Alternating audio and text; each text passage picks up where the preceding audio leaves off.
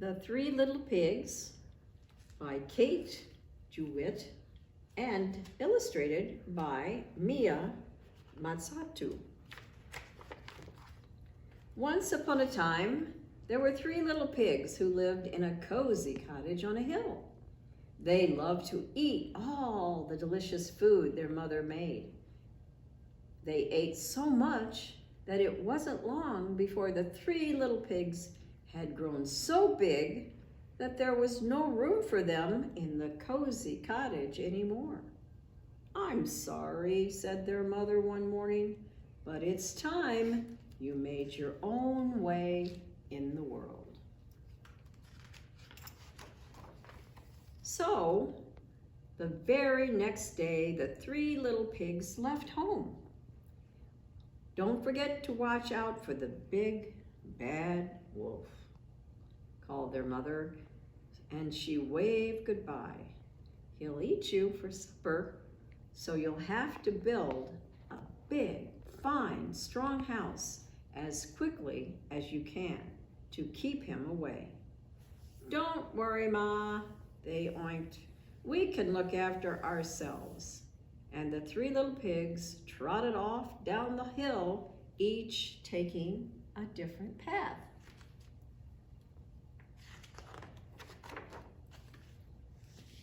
It wasn't long before the first little pig met a farmer pulling a cart filled with straw.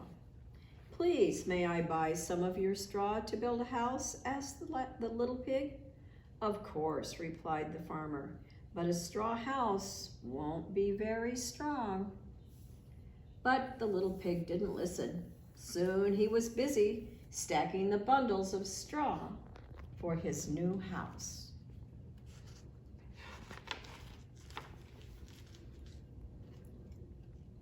In no time at all, the house of straw was finished, and the little pig went inside for a nap. He had just shut his eyes when there was a knock at the door.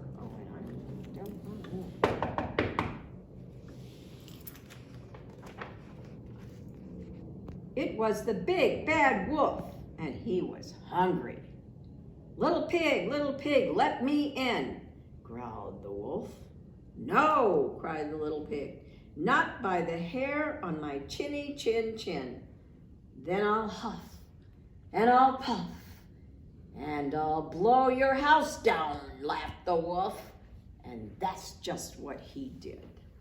Huff, puff, whoosh.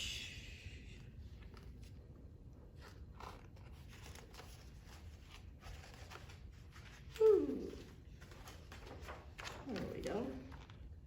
Meanwhile, the second little pig was walking along the road when he saw a woodcutter piling up sticks. "Please, may I buy some sticks?" he said. "I want to build a house." "Of course," answered the woodcutter, "but a house made of sticks will soon fall down." But the second little pig wasn't listening. He was much too busy planning his stick house.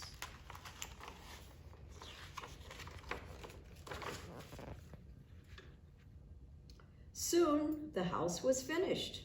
The little pig had just sat down to rest when there was a knock at the door.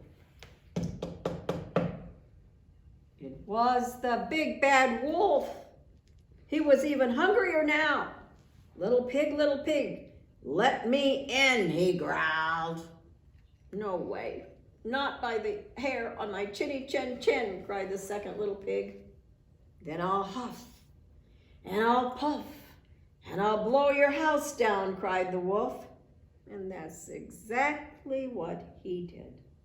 Huff, puff, whoosh.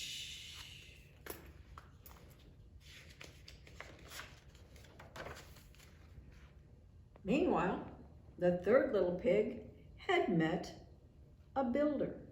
"Please, may I buy some of your bricks to build my house?" he asked. "Of course," replied the builder. "A fine, strong house of bricks will last forever. The third little pig took the builder's advice. He would build the strongest house in the land. Finally, after a hard day's work, the house was finished. It had 4 strong walls of brick, a tiled roof, a sturdy wooden door, and a large fireplace with a chimney.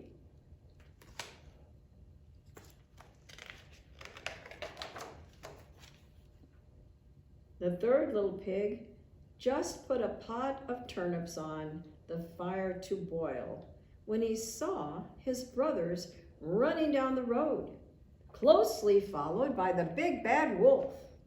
"Quick!" cried the third little pig. "Hide in here."